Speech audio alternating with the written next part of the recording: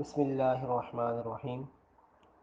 قربانی کے وجوب کے لیے مسلمان ہونا، مقیم ہونا، مالک نصاب ہونا، بالغ ہونا، ان شرائط کا کس وقت پایا جانا لازم ہے۔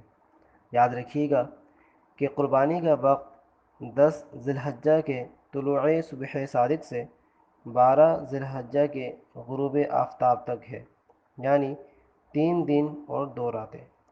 ان دنوں اور راتوں میں جس کے اندر مذکورہ شرائط پائی گئیں اس پر قربانی واجب ہوگی۔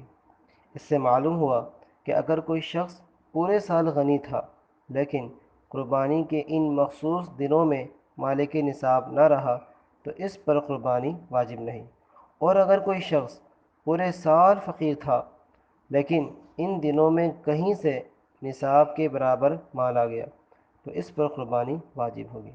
نیز یہ بھی معلوم ہو گیا کہ زکوٰۃ کے وجوب کے لیے ضروری تھا کہ مال پر سال گزر چکا ہو، لیکن قربانی کے واجب ہونے کے لیے مال پر سال گزرنا شرط نہیں ہے۔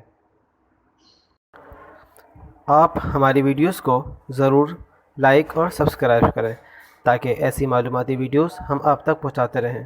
السلام علیکم ورحمۃ اللہ وبرکاتہ۔